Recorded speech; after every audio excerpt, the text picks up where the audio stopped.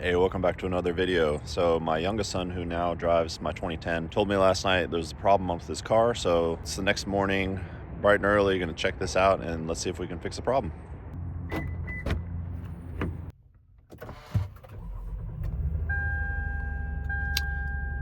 Okay, it's definitely running rough.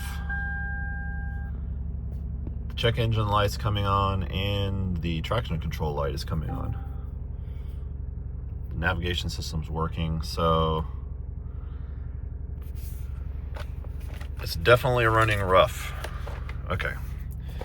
First thing we're gonna do here is get our trusty blue driver. All right, plug this in here. All right, I'm gonna launch the app now. It's a good app. No, I'm not gonna rate this.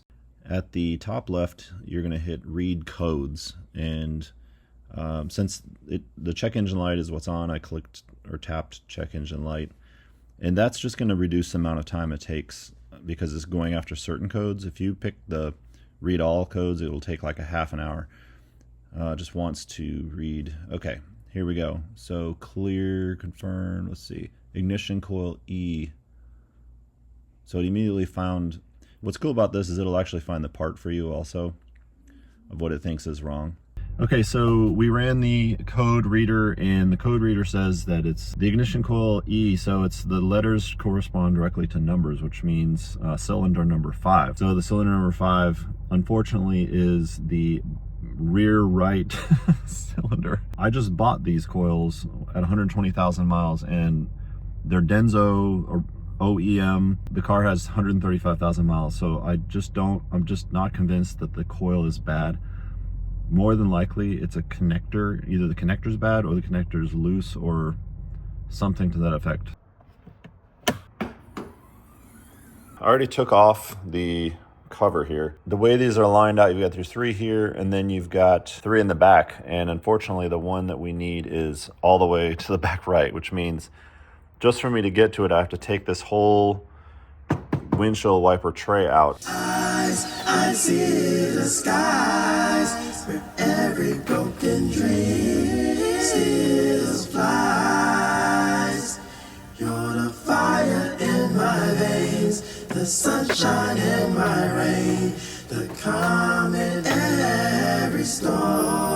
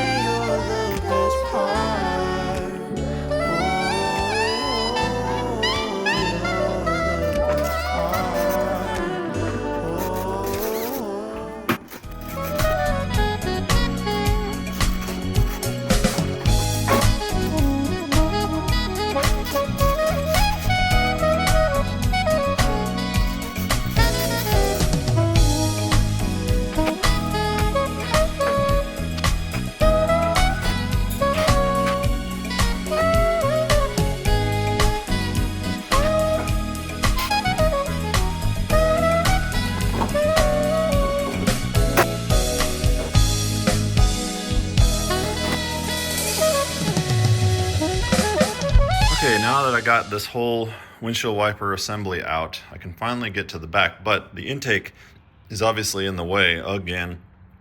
I remember this when I did the spark plugs. I want to see if I can get back there.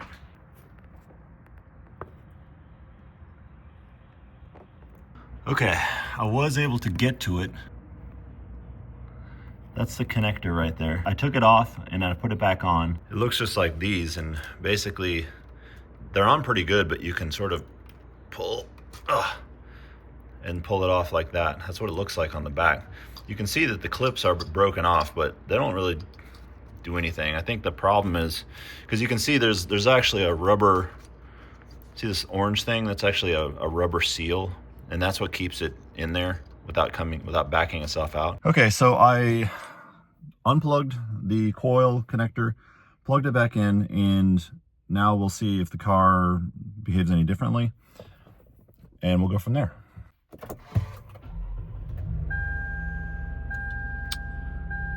Nope, still bad. So it truly looks like the coil's bad. I'm just so surprised. I don't think I bought I'm pretty sure I bought Denso, but so I'm gonna go to the auto parts store, buy another coil, and swap this coil out. All right, I got a new coil. We're gonna install this thing. I don't know if I'm gonna be able to do it without removing the entire intake, so we'll see. Let's get pumped up.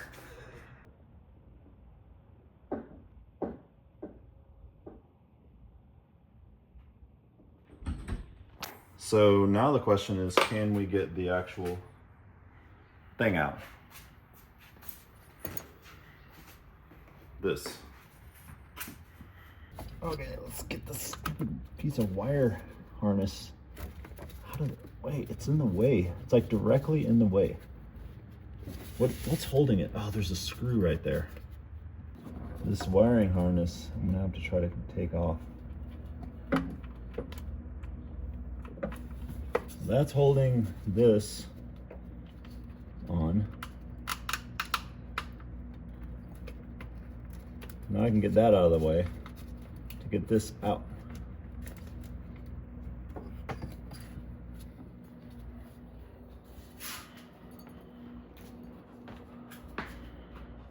Okay. I'll tighten this up.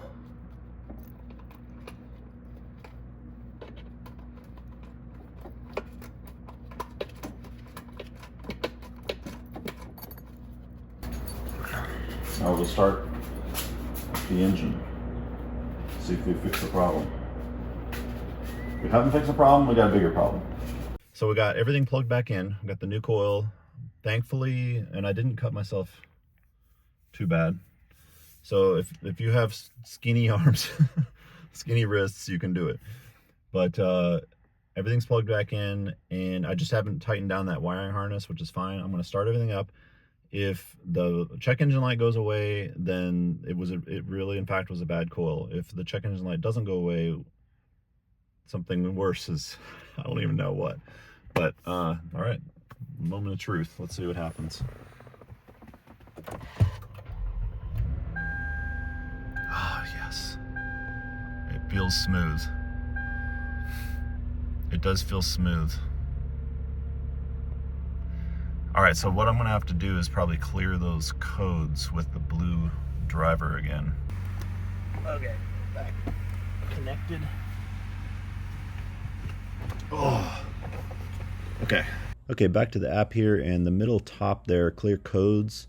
It's gonna pop up and just say pending and confirmed only, which is just gonna deal with the check engine light and stuff like that, and boom. This thing is totally worth it. It's called the blue driver. As you saw, I was able to troubleshoot exactly what the problem was within a few seconds. And it even told me like where to look and what part. So I'm gonna power down, and now we're gonna start it all back up again and see if we have any codes. No check engine light, no traction control light, codes are gone. So it really was coil, unbelievable. And that was an OEM Denso coil, which only got 15,000 miles on it and went bad. All right, time to put everything back together.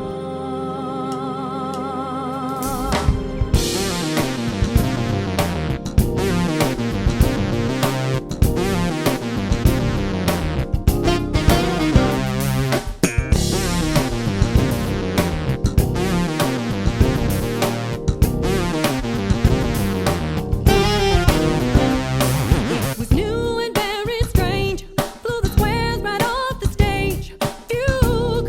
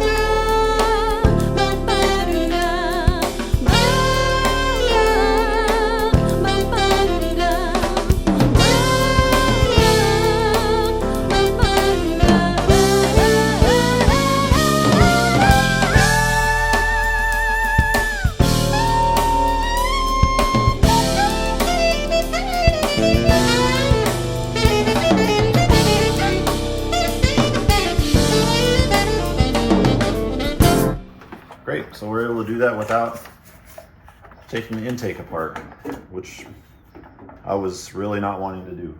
My prediction is that this battery is going to go bad soon, because you can see this is that Walmart battery. I did a YouTube video on this Walmart battery that I got for $40-some, June of 2020. So it's 4.5 years old and still works. I mean, it only had like a 1-year warranty. So just another little shout out to the Walmart brand batteries that you can get. Now the price has gone up since I bought that. I want to say it's like 60 bucks now versus 40 some. Still a super deal though. These are the gloves I use. They're called Venom Steel. Notice when I got my finger stuck in the clip, it didn't break because it's rip resistant, heavy duty, 2-layer. So I'll put a link to those if you want to try them. I like them.